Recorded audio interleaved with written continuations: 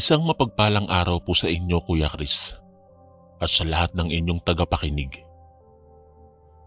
Nais ko rin po sanang magbahagi ng aking karanasan tungkol sa aswang.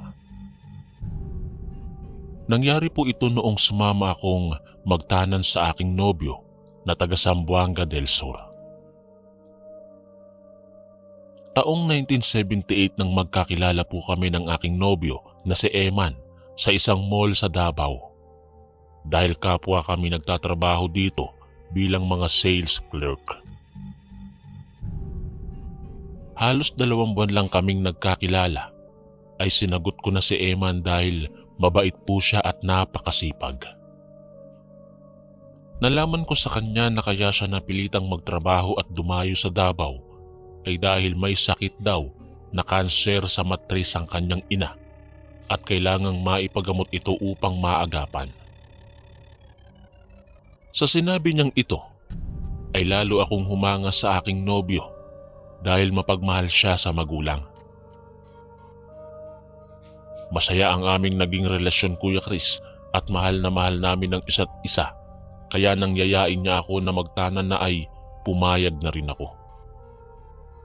Mas ninais ko pa na makipagtanan dahil simulat sa pool ay may lihim na akong galit sa aking nanay dahil kabababang luksa pa lamang namin sa pagkamatay ng aking tatay ay nag-asawa kaagad siya.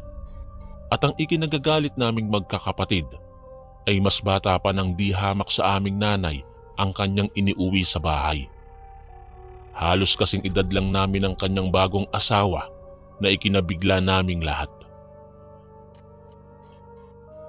Excited ako nang magkita kami ni Eman sa pier upang sumama na sa kanya sa Zamboanga.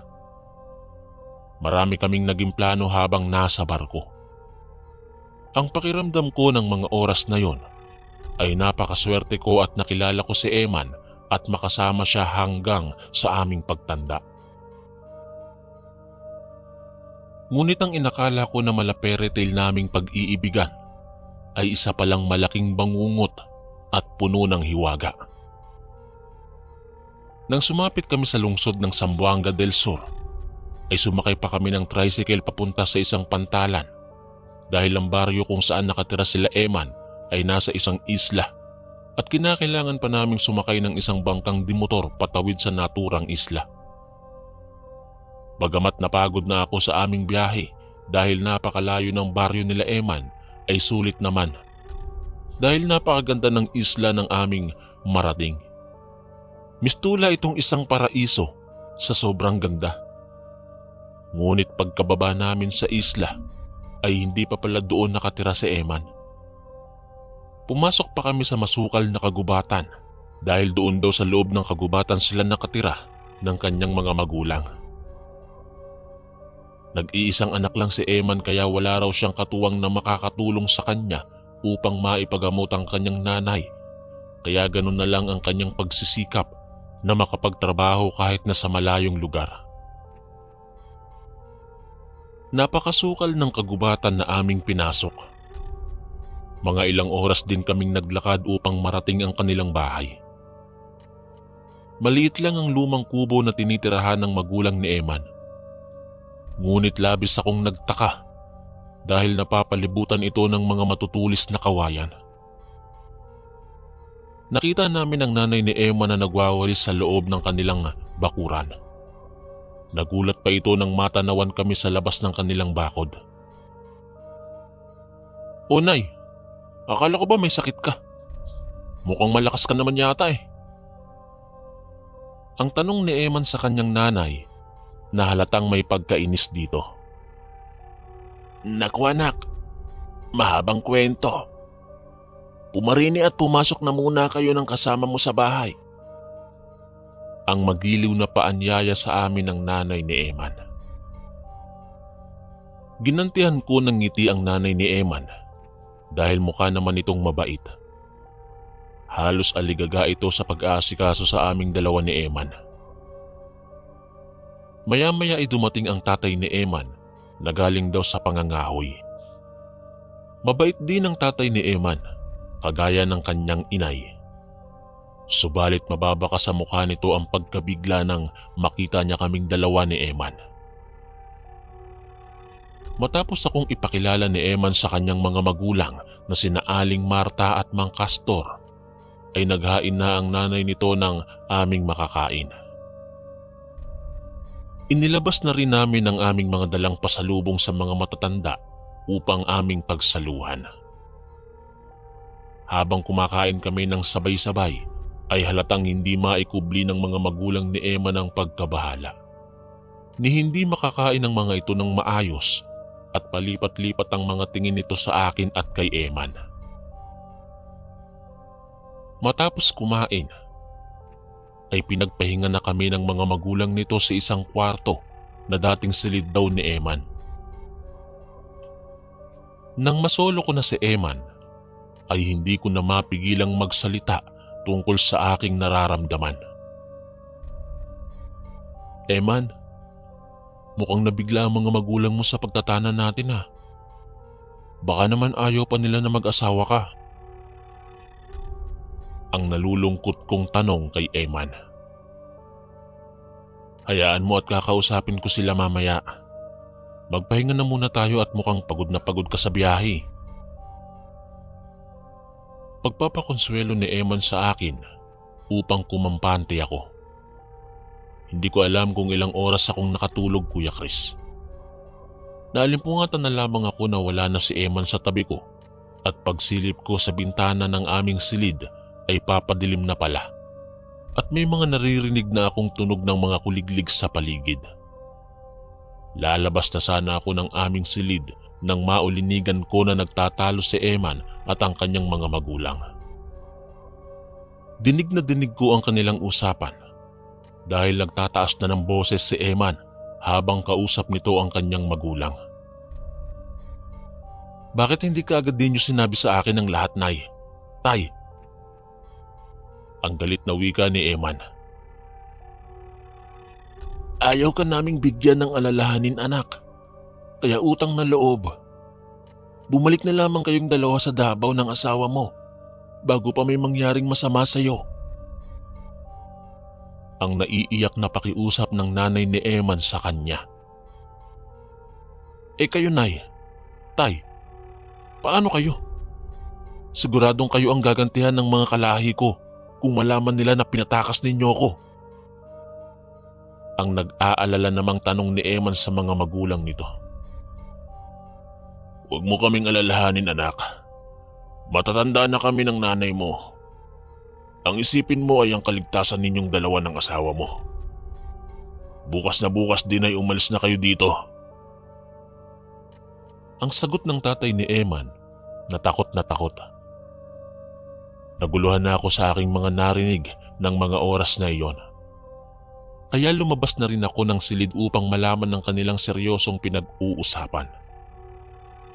Ngunit hindi pa man ako nakakapagsalita, ay may umalingaw-ngaw ng mga alulong ng mga aso sa labas ng bahay. Nakakapangilabot ng mga alulong na nagpatayo ng aking mga balahibo. Bilisan mo, Eman! Isarado mo ang bintana niyo at silid! Ang sigaw ng tatay ni Eman. Halos takbuhin ni Eman ang aming silid at kung ano-anong bagay ang inilagay niya sa bintana upang gawing pananggalang. Makailang beses niya rin itong tinalian at siniguradong nakasarado ito at hindi basta-basta matutungkab. Ang nanay at tatay naman ni Eman ay abala na rin sa paglalagay ng mga asin at mga dinikdik na bawang sa bawat sulok ng bahay. Laking probinsya din ako kaya naiintindihan ko na aswang ang kinatatakutan nila. Ngunit higit pa pala sa aking akala ang matutuklasan ko ng gabing yon. Habang patuloy na nag-aalulungan ng mga asong bundok, ay tinawag kaming dalawa ng magulang ni Eman. At doon ko nalaman ang lahat-lahat. Si Eman ay hindi tunay na anak ng mga kinikilala niyang mga magulang sa kasalukuyan. Si Eman ay anak ng isang aswang na matalik na kaibigan ng kanyang nanay Marta. Ayon sa kanilang kwento, ay nayanggaw ang matalik na kaibigan ng nanay ni Eman na si Rosalia. Si Rosalia ang tunay na ina ni Eman. Wala na raw nagawa ang tunay na ina ni Eman kundi ang maging aswang na rin at nakapag-asawa na rin ito ng aswang at si Eman nga ang naging anak ng mga ito. Mabait pa rin naman daw si Rosalia kapag hindi ito sinusumpong ng pagkaaswang. Madalas pa rin itong nakikipagkita sa kanyang matalik na kaibigan na si Aling Marta. Naging malungkot daw si Rosalia dahil ayaw talaga nitong maging aswang subalit hindi nito napaglabanan ng nangyari sa kanya.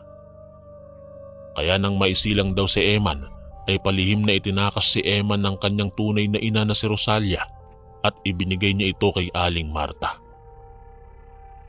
Hindi raw alam ng tunay na tatay ni Eman na itinakas siya ng kanyang tunay na ina. Ayaw ni Rosalia na maging aswang din si Eman. Kaya ginawa nito ang lahat upang mailayo si Eman sa lahi ng kanyang tunay na tatay. Subalit walang lihim na hindi nabubunyag. Kinalaunan ay nalaman din daw ng tatay ni Eman na itinakas ito ng kanyang ina. Hindi nga lang daw alam ng mga ito kung saan ipinamigay si Eman. Patuloy daw na hinanap si Eman ng kanyang ama. Dahil markado na raw ito bilang isang aswang at ito ang magiging tagapagmana ng kanilang lahi. Takot na takot ako nang malaman ko ito. May kung anong damdamin ang aking naramdaman para sa aking asawa. Aaminin ko po, nakaramdam po ako ng takot nang malaman kong may lahi palang aswang si Eman. At pinaghahanap na ito ng kanyang mga kalahi. Takot para sa aking kaligtasan at takot na pagdating ng araw ay maging aswang na rin si Eman. Subalit hindi ko ito pinahalata. Hindi ko ito sinabi kay Eman dahil baka masaktan ko ang kanyang damdamin. Pagkatapos naming makakain ng hapunan, ay niyaya na ako ni Eman sa aming silid at gaya ng aking inaasahan ay tinanong niya ako kung ano ang aking saloobin sa lahat ng aking nalaman tungkol sa kanyang tunay na pagkatao. Sa oras na iyon ay nagsinungaling ako kay Eman. Hindi ko sinabi sa kanya na bigla akong nagdalawang isip sa pagmamahal ko sa kanya. Sinabi ko lang na nasa tabi niya ako at hindi ko siya iiwan. Mga ilang oras din kaming nag-usap ni Eman. Habang nag-uusap kami ay patuloy sa pag-alulong ang mga asong bundok. Mga alulong na naging parang panaghoy na nakakakilabot na bumabasag sa katahimikan ng gabi. Maya-maya pa ay nakarinig na kami ng mga malalaking pagaspas ng mga pakpak sa aming bubungan. At kasabay nito, ang matapang na boses ng wakwak na paikot-ikot na para bang gustong pumasok sa bubong ng bahay. Lumabas na sa kanilang silid ang nanay at tatay ni Eman at tinawag na rin nila kami. Sumenyas ang tatay ni Eman na huwag kaming maingay habang nakatingala sila sa bubungan. Nakahanda na ang buntot pagi at bagakay sa tabi ng mga magulang ni Eman. Wala namang magawa ang aswang na nasa bubungan. Kahit na paikot-ikot ito, ay hindi naman ito magawang makapasok sa bahay nila Eman. Matindi ang naging nervyos ko ng mga oras na iyon. Para bang napakatagal mag-umaga upang makaalis na kami sa lugar na iyon. Nakahinga lang kami ng maluwag nang wala na kaming naririnig na pagaspas ng malalaking pakpak sa bubungan at tumigil na rin ang mga alulong ng mga asong bundok. Hinintay lang namin na sumikat ang araw at nakahanda na kaming umalis ni Eman upang bumalik sa Davao.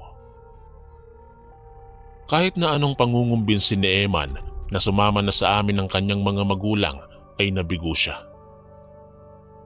Natatakot si Eman sa kaligtasan ng mga ito, lalo na at markado na siya ng mga aswang upang bumalik sa kanilang lahi. Inihatid kami ng magulang ni Eman hanggang sa pantalan upang masiguro ang aming kaligtasan.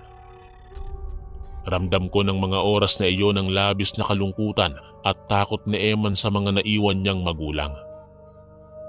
Ni hindi na nga nito nilingon ng mga magulang nang umalis na ang bangka na aming sinasakyan dahil sa labis na kalungkutan.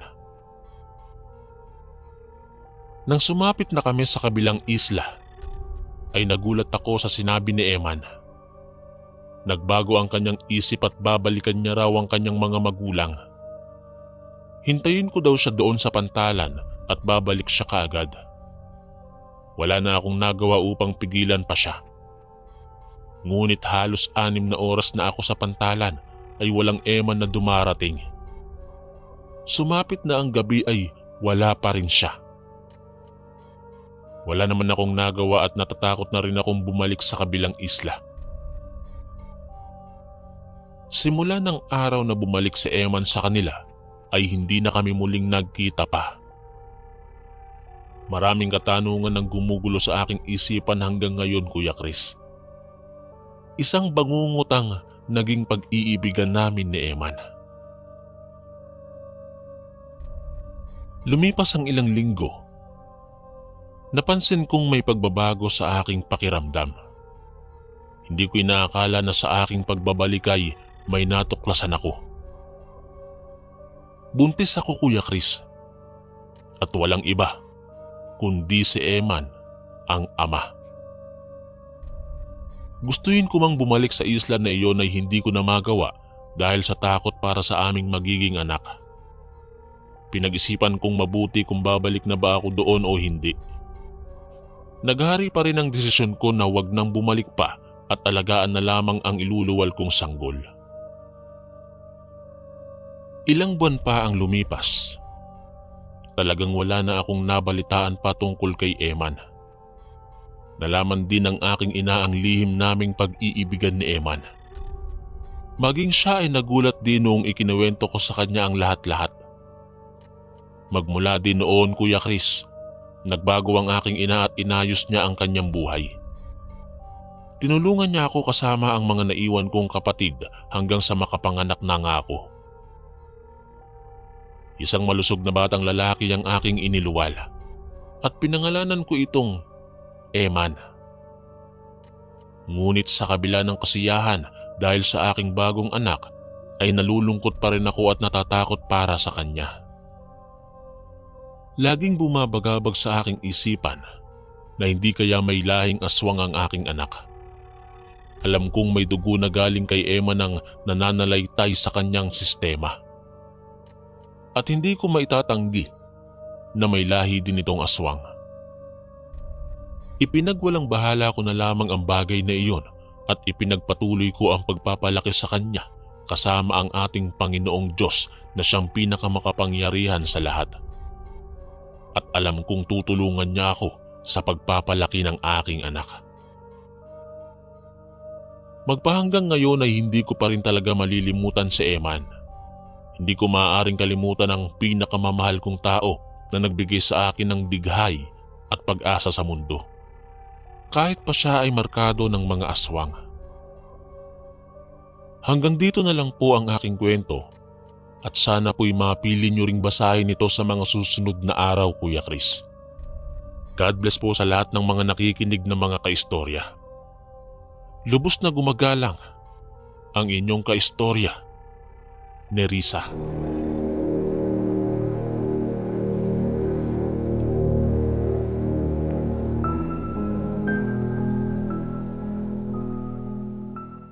Taong 1951, naganap ang galit sa pagitan ng ama at anak. Mga galit na nagdulot ng pagkamuhi at pagsisisi sa huli. Mga galit na nagdala sa anak upang habang buhay niyang dalhin ang bigat at pagdurusa. Dahil sa kanyang paghihiganti, makamit lamang ang kalayaan na makaalis sa batas ng kanilang ama. Magandang umaga, Kuya Chris. O kahit anumang oras na inyong mabasa ang aking liham at kung ito man ay palarin na inyong mapili. Tawagin na lamang po ninyo akong Israel. Hindi ko po ito tunay na pangalan. Nais ko po na wag na lamang ihayag ang aking pagkatao dahil nagmula po ako sa isang pribadong pamilya. Matagal ko na rin po kayong inaabangan at ngayon lamang ako naglakas loob na ibahagi ang kwento ng aming angkan. Pero bago ko po simulan, nais ko pong sabihin na ako ay isang masugid na tagahanga mula dito sa Britanya. Ang kwento ng aming angkan ay masalimuot. Mga kwentong hindi dapat ihayag at ipagmalaki. Hindi ko po alam kung ang mga kwentong naikwento sa amin ay kung may kulang o may dagdag na. At ang kwentong ito ay hindi na namin ibabahagi sa mga tinatawag na Generation Y at Generation Z ng pamilya. Ayon sa aming lolo, napapangalanan ko na lamang na Alfonso. Ang aming angkan ay nabibilang sa mga hindi ordinaryong tao. Ang pinakapuno ng pamilya sa taong 1951 ay maituturing na pinakamabangis na ama sa kanilang baryo.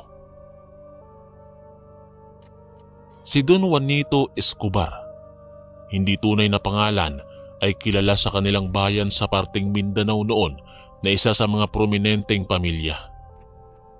Kinatatakutan ng angkan nito at bantog na mga aswang sa lahi ng bangkilan. Ayon kay Lolo Alfonso, walang makakapagpatunay na isang aswang ang lahi ng mga Escobar at ito ay pawang mga haka-haka lamang. Kung ilalarawan mo si Don Juanito, ay talagang matatakot ka sa kanyang anyo. Hindi siya yung tipo ng Don na matikas at magandang lalaki. Mataba siya at laging nakabusangot at nakakunot ang kanyang noo na may makapal na kilay. Ang kanyang bibig ay makapal na tinatabunan ng balbas at bigote. Kaya naman walang sino man ang makakalapit sa kanilang tahanan dahil sa takot. Kapag may kasiyahan o piyesta sa kanilang lugar, ang bahay lamang ng mga Escobar ang tila pinagbagsakan ng langit sa sobrang lungkot. Si Alfredo ang panganay na anak ni Don Escobar at sa kanya iikot ang istorya. At pangalawang anak ay si Juancho at bunso na si Esmeralda kung saan kami nagmula. Masungit at mahigpit si Don Juanito, napakabangis nitong ama. Madalas niyang pinaghihigpitan ng kanyang mga anak. Maraming mga alituntunin sa tahanan na dapat sundin. Madalas itanong ni Alfredo sa kanyang mama kung bakit palaging wala ang kanilang papa. Ang tanging sagot lang ng kanilang ina ay abala ito sa negosyo. Madalas ang patayan sa kabilang bayan at ang bali-balita ay aswang ang may kagagawa ng patayang nagaganap. Masalimuot na kamatayan ang makikita mo sa mga bangkay na tila kinatay na hayop. Naging usap-usapan sa bayang iyon ang nangyayaring patayan. Sumiklab ang takot sa puso ng mga mamamayan na baka napasok na sila ng mga bandido o di naman kaya'y aswang. Kaya naman binalot ng pangamba ang mamamayan kapag sumasapit ang kadiliman ng gabi. Dahil wala ni isa sa kanila ang nakakaalam kung anong hayop o tao o nilalang na siyang kumikitil ng buhay. Habang nasa hapagkainan ng pamilya, ay napag-usapan nila ang nangyayari sa kabilang bayan.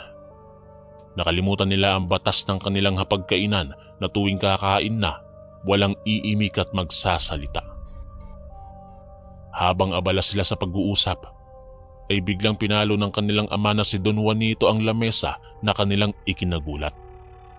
Sabay-sabay pa silang napatingin sa padre de pamilya na kasalukuyang nagpapahid ng kanyang bibig gamit ang serbilieta. Pinandidilatan sila ng kanilang ina. Si Esmeralda at Juancho ay tahimik lang na nagpatuloy sa pagkain. Ngunit ang panganay na si Alfredo ay maingay na pinapadaan ng kutsara at tinidor sa kanyang plato. Nangunot ang noo ng kanyang ama, samantalang ang kanyang ina ay pinandidilata ng mata ang panganay na anak. Sa halip na tumigil ito ay pinagpatuloy pa rin niya ang kanyang ginagawa. Tinawag ng kanyang ama ang kasambahay na nagngangalang Rema, hindi totoong pangalan. Nang makalapit ang kasambahay ay sinabi ni Don Juanito na siya'y itayo, na agad namang sinunod ni Rema. Napatingin pa siya sa kanyang asawa na si Doña Laura upang sabihin na kausaping maayos ang mga anak kung paano sundin ang mga alituntunin sa loob ng kanilang tahanan. Ang hindi marunong sumunod ay alam na ng mga ito ang kaparusahang naghihintay sa kanila. Bumakas ang takot sa mata ng ina, bagay na hindi nila maintindihan. Marami umano, Kuya Chris, ang mga katanungan sa kanilang mga isipan kung ano ang kaparusahan na sinasabi ng kanilang ama. Hindi pa kasi nila naranasan ng matinding kaparusahan dahil nabuhay silang nakasunod sa batas ng tahanan.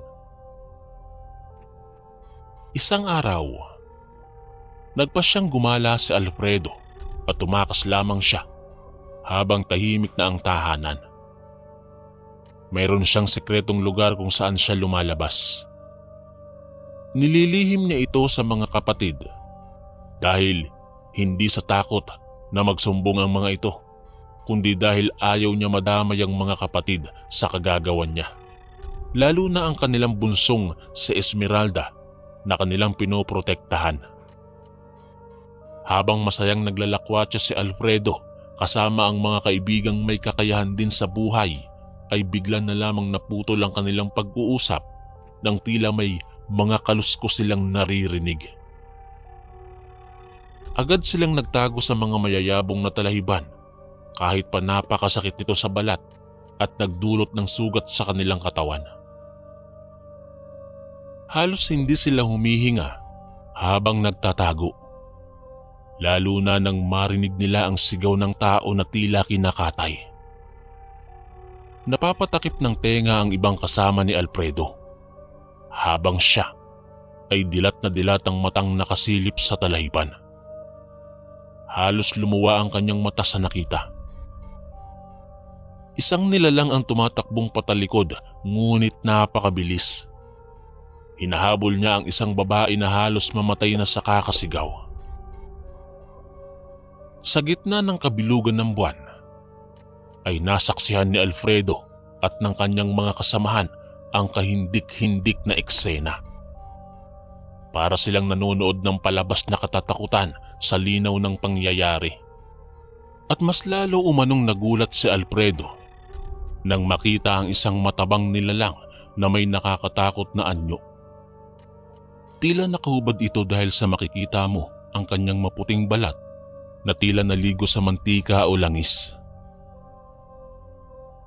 Huminto sa kanilang harapan ang matabang nilalang at tila sumisinghot sa hangin na parang may inaamoy. Tsaka napatingin ito sa talahiban kung saan sila nagkukubli.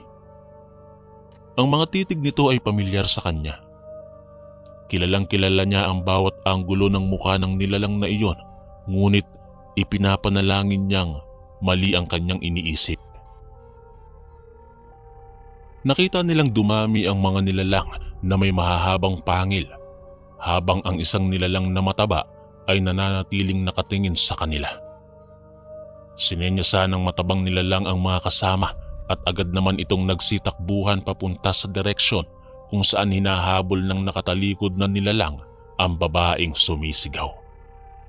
Samantalang ang matabang nilalang ay nanatiling nakatingin sa kanila. Halos hindi sila kumikilos dahil sa takot. Maya-maya lang ay may itinuro ang nilalang. Nang kanyang silipin ay ang daan kung saan sila nagpunta at sumenyas ng isang diretso at liko sa kanan. Tila naunawaan naman ni Alfredo ang nais ipahiwatig ng nilalang. Kaya nang umalis ito ay agad niyang niyaya ang mga kasama at tumakbo sa direksyon na itinuro ng matabang nilalang. Habang papasok siya sa sekreto niyang lagusan, ay iniisip ni Alfredo ang nilalang na nakita. Sana ay nagkakamali lang siya sa iniisip niya. Nagpatuloy siya sa pagpasok. Palingalinga pa siya kung may makakita sa kanya. Habang dahan-dahan siyang umaakyat, ay nagulat na lamang siya nang may magtanong sa kanya kung saan siya nanggaling. Napahinto siya at napatingin sa ama niyang nakasakay sa upuang digulong. Katabi nito ang bastod niyang palagi niyang dala at ang kanyang ina na nakaupo lang sa tabi ng ama at kasalukuyan silang nasa sala ng kanilang tahanan. Tinitigan niya ang kanyang ama at bawat anggulo ng mukha nito ay kanyang kinabisa. Ngunit ang matapang na titig ng kanyang ama ang sumalubong sa kanya. Tinanong pa siyang muli nito kung saan siya galing sa ganitong oras ng gabi. Nais din niyang itanong sa ama kung saan din ito galing dahil nais niyang makasiguro. Ngunit hindi niya itinuloy ang maalalang walang saklayang nilalang na nakita niya, kaya napaka-imposible. Nagulat na lang siya nang biglang ibagsak ng kanyang ama ang dulo ng baston nito sa sahig. Kaya ipinag-utos niya sa kanyang asawa na ipataw kay Alfredo ang pinakamabigat na parusa. Napatayo ang kanyang ina at sinabing hindi maaari. Masasaktan siya bilang ina na makitang parurusahan ng mga anak niya. Ngunit sa tahanan nila, ang kanyang ama ang batas at siya ang masusunod sa lahat ng oras. Walang nagawa ang ilaw ng tahanan sa desisyon ng isang haligi.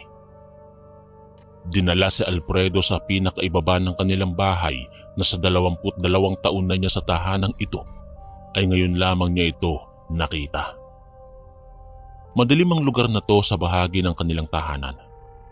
Naaamoy din niya ang nakakasulasok na amoy.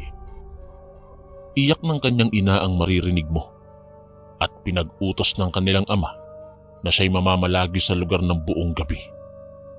At sa mga oras na ito, nabuo sa puso ni Alfredo ang galit, pagre-rebelde at planong paghihiganti. At sa lugar na yon ay kinastigo si Alfredo ng ilang beses. Hindi pinakain at hindi pinainom ng tubig. Makalipas ang ilang araw, ay patuloy ang patayan sa bayan. Isa si Esmeralda at Juancho ang saksi sa kahindik-hindik na sinapit ng mga bangkay habang pauwi sila galing sa simbahan. Nagulat na lamang si Juancho at ang kanyang ina na si Laura nang bumulahaw ng iyak si Esmeralda habang nakatingin sa lalaking nakahandusay at nawalan ito ng malay. Napag-alaman na ang isa sa mga biktima ay si Leon Valderrama, ang lihim na kasintahan ni Esmeralda. Ang duda ni Juancho ay ang kanyang ama ang nagpapatay kay Leon sapagkat minsan itong nahuli ng kanilang ama habang nakikipagtagpo ang dalaga sa kanyang kasintahan. Kaya naisip ni Alfredo na tila nagiging mabangis na ang kanilang ama dahil sa pinaggagawa nito. Tinanong ng kanilang ina si Juancho sa nangyari. Ngunit hindi lamang umimik ang haligi ng tahanan. Dala ang kanyang baston ay tinungo nito ang kanilang silid. Bahagya pa itong napatingin sa walang malay na anak. Kinagabihan ay nag-uusap ang magkakapatid sa terasa ng kanilang tahanan. Habang si Esmeralda ay tila nawalan ng ganang mabuhay dahil sa sinapit ng kanyang lihim na kasintahan na si Leon. Sinabi ni Alfredo ang kanyang nakita nung gabing tumakas siya para gumala. Hindi umano siya maaaring magkamali na ang kanilang ama ang kanyang nakita dahil sa palatandaan nito sa muka, ang nunal sa gilid ng mata nito. Sinabi niyang aswang ang kanilang ama at masama itong tao. Ang ama umano nila ang dahilan ng pagkamatay ni Leon. Napatingin naman si Esmeralda sa kapatid at sinabing hindi magagawa iyon ng kanilang ama dahil nung araw na nahuli siya nitong nakikipagtagpo kay Leon ay sinabi ng ama na wag lamang siyang makikitang luhaan ng ama at tiyak pupugutan niya ng ulo si Leon. Ngunit ang sabi ni Alfredo ay kunwari lamang iyon ng ama para hindi nila malaman ang totoo nitong pagkatao. Kabilugan ng buwan at sa ilalim ng sinag nito ay tumatakbo umano ang isang tao na tila hinahabol ng kung sino mang nilalang. Pinilit ikubli ni Juancho at Alfredo ang sarili sa talahiban. Sinama niya ito upang personal na makita ang sinasabing aswang na kamukha ng ama. Ilang minuto pa ang lumipas, isang lalaki ang nagsisisigaw habang tangan ng grupo ng mga nakakatakot na nilalang. Hindi na nila mawari kung sigaw pa ba ng taong tila kinakatay ng mga aswang ang naririnig nila. Dahil sa napakalakas ng tunog ng mga nilalang na parang baboy ramo. Halos mapasigaw si Juancho sa nakita at mabuti na lamang ay natakpan ni Alfredo ang kanyang bibig. Maluha-luha silang nakatingin sa kaawa-awang nilalang habang kinakatay ng mga aswang. Nakita nila ang kanilang ama na nilalantakan ng taong kanilang tangan at mas nagulat pa sila nang inabot ng ama nila ang puso sa isang babaeng nakatalikod. At walang pakundangang nilantakan nito ang pusong inabot ng kanilang ama. At wala nang mas nakakagulat pa nang lumingon ito ay ang kanilang ina. Nakangiti itong nilalantakan ng dumudugo pang puso ng tao at walang habas nitong kinakain. Halos masuka sila sa isiping baka tao rin ang inihahain ng kanilang mga magulang sa kanilang hapagkainan. Hindi sila parehong makapaniwala sa nasaksihan na kahindik-hindik na eksena. Nang maubos ang taong kanilang pinagsasaluhan ay umalulong ang mga nilalang ng nakakatakot na tila mga lobo. Nagliparan pa ang mga paniki na tila nagambala ang kanilang mahimbing na pamamahinga.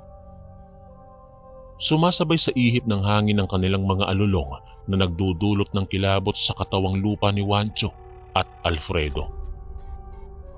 Sinabi ni Alfredo na papatay nila ang kanilang ama pagdating nila sa bahay. Ngunit maagap na tinutulan ni Juancho dahil para sa kanya, mga magulang pa rin nila ito. Sinabi ni Alfredo na halimaw ang kanilang magulang at hanggang nabubuhay ang mga ito ay wala silang kalayaan. Hindi nila makikita kung ano talaga ang kulay ng mundo sa labas ng batas ng kanilang ama. Kinabukasan, isang malakas na sampalang tumama sa mukha ni Alfredo mula sa kanyang ama. Ngunit dahil sa galit ay nawalan na siya ng pagkatakot dito. Sinabi ng kanyang ama na isa siyang maitim na tupa sa pamilya. Dahilan para mas lalo siyang magalit sa ama. Sinabihan niya itong halimaw na hindi na ikinagulat ni Juanito. Pinagbantaan pa ni Alfredo ang ama na siya ang papatay dito dahil salot ito sa bayan nila. Isa itong mamamatay tao. Naiyak na lamang si Laura at sinabihan si Alfredo na nagkakamali siya. Ngunit pinigil ng ama nila. Si Esmeralda at Juancho ay pinaalis ng kanilang ama. Magtutungo sila sa Luzon kung saan sila sasakay ng barko na maghahatid sa kanila sa mga lugar kung saan makakarating sila papunta sa Britanya. Nais magpaiwan ni Esmeralda para samahan sila, ngunit ayaw pumayag ng kanilang ama. Dumating ang gabi na aalis na sana si Juancho at Esmeralda, ngunit dumagsa ang mga taong bayan. Sinabi ng ama nila na sila'y magtago sa sekretong taguan na walang nakakaalam kundi si Juanito at Laura lang. Dinala sila ni Laura sa taguan na nasa ilalim ng bahay nila. Sinabihan ni Juanito na maghanda ang mga kasambahay at mga katiwala dahil ipinagkanulo sila ng kanilang panganay na anak sa taong bayan. Ipapakuyog sila at ipapapatay. Ang mga taong bayan na ito ay nagmula pa sa kabilang bayan kung saan madami ang mga taong namamatay sa kagagawan umano ng mga aswang. Lumabas ang mag-asawa kasama ang mga kasambahay. Hindi pa man nakakahakbang sa labas ng pinto si Juanito, ay tinamaan na ito ng sibat na ibinato ng isang mamamayan. Halos sumiklab ang damdamin ni Esmeralda at Juancho sa nasaksihan sa maliit na siwang ng kwartong kanilang pinagtataguan sa ilalim ng bahay. Nakita nila kung paanong sinaksak ni Alfredo ang kanilang ama na hindi lumalaban. Sinigaw pa ni Alfredo ang katagang, "Patayin ang ama kong aswang na kumitil sa buhay ng mga mahal nyo sa buhay." Ngunit si Juanito ay hindi man lang nag-abalang lumaban. Isang napakalakas na alulong at tila tunog ng halimaw ang kanilang naririnig. Tsaka lang nila napagtanto na napapalibutan sila ng mga aswang. Hawak ni Alfredo sa ulo ang nakaluhod na ama, habang ang kanyang ina ay sugatan dahil sa pagsangga niya sa ikalawang saksak na gagawin sana ni Alfredo sa ama. Ang kaninang mga kasambahay at katiwala ay nagbagong anyo na ikinagulat ng lahat. Ikinagulat din ni Alfredo, Juancho at Esmeralda. Sumigaw si Alfredo na papatay niya ang pinuno ng mga aswang kung lalapit sila. Ngunit natawa lamang ang mga bagong dating na aswang at sinabing patayin niya kung gusto niya. Tinalunan ng isang aswang ang isa sa mga mamamayan. Ngunit bago pa man makabuelo ang iba, ay bigla na lamang dumami ang aswang at nakipagsagupaan sa kapwa nila aswang. Iwinakli ni Juanito si Alfredo tsaka nagbagong anyo. Kahit na hinang-hina ang kanyang katawan, ay nakipaglaban siya sa mga kauri. Itinago ng ibang katiwala ang mga tao sa loob ng bahay tsaka nakipagbuno sa mga aswang. Si Alfredo naman ay pinapasok ng kanyang ina sa loob ng tahanan. Nakita nila kung paano nakipaglaban ang kanilang mga magulang sa mga kapwa nila aswang. Naging madugo ang gabi sa taong 1951 sa liblib na lugar ng Mindanao na ngayon ay isa na sa pinakamaunlad na bayan. Halos ubusan na ng lahi ang nagaganap sa pagitan ng mga aswang. Nang maubos na ang mga aswang na kung tumakbo ay nakatalikod, sabay na bumagsak sa lupa ang kanilang mga magulang. Duguan na ang mga ito. Lumabas mula sa pinagtataguan nila si Juancho at Esmeralda na noon ay 18 taong gulang na. Niyakap nila ang kanilang mga magulang na nasa anyong aswang pa rin. Umiyak nang umiyak si Esmeralda habang nakikita ang kanyang mga magulang na tila hirap na. Tinapunan niya ng masamang tingin ng panganay at tinanong kung ano ang ginawa nito. Bagay na hindi ikinaimik ni Alfredo. Isang matandang lalaki ang lumapit. Lumuhod sa harapan ng kanilang pinuno. Mababakas ang lungkot at pighati sa mga aswang na mga kanayon nila. Anang matanda, alam na ng kanilang supremo na sinusundan sila ni Alfredo. Akala nila ay bukas ang mata ni Alfredo sa katotohanan. Ngunit nabulag pala ito sa kasinungalingan ng galit. Ayon pa sa kanila, nung gabi na nakikita ni Juancho at Alfredo na kinakatay nila ay isa umano iyong aswang na nagmula sa lahi ng Alan. Ang Alan ay mga uri ng aswang na may kahindik-hindik na itsura. May mga katangian ito ng ibon at mas mabilis ang mga Alan kapag sila ay tumatakbo ng patalikod. Sila Don Juanito ay nagmula sa lahi ng mga bangkilan, ang mataas na uri ng aswang, at mula sa hanay ng mga kadatuan, mga aswang na nakahihigit sa lakas at bangis kumpara sa mga karaniwang aswang. Marami ang mga kwento patungkol sa bangkilan dahil pinaniniwala ang isa silang babaylan at naging asawa ng Diyos ng aswang na si Asuang. Sinasabing ang mga kababaihang bangkilan ay maganda at mapanganib. Pinakamalakas na aswang kung maituturing. May kakayahan din silang magpalit ng anyo gaya ng malaking baboy ramo o kaya'y magpatubo ng pakpak na katulad ng sa paniki at magpatubo ng kuko. Ang totoong prinsesa nila kung ituring ay ang ina nila. Ito ang totoong aswang sa lahi ng bangkilan. Ang mga magandang dilag na katulad ng bangkilan ay may kakayahang makapanghawa ng isang tao para gawing aswang sa pamamagitan ng halik. At dito niya nahawaan si Don Juanito. Hindi sila masamang aswang, bagkus sila ang nagtatanggol sa mga taong binibiktima ng mga alan. Sila ang totoong pumapatay at nananalansa ng mga bayan para mambiktima ng mga tao para gawing hapunan pagsapit ng dilim. Magsisimanay huli na ang lahat. Namatay ang magulang nila Alfredo dahil sa pagkakasalang ginawa ni Alfredo at sa pagiging bulag niya sa katotohanan dahil sa galit.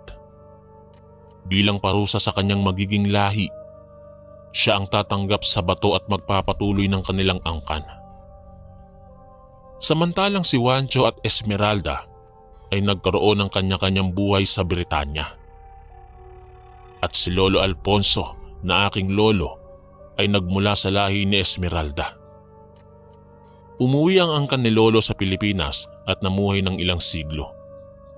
Ngunit sila Lolo Alfonso ay mas piniling bumalik muli sa Britanya kung saan pinanganak ang kanilang angkan para dito na mamuhay. Hanggang sa ipinanganak na nga kami. Nabuhay kami dito dala ang aming pusong Pinoy at salitang Pinoy.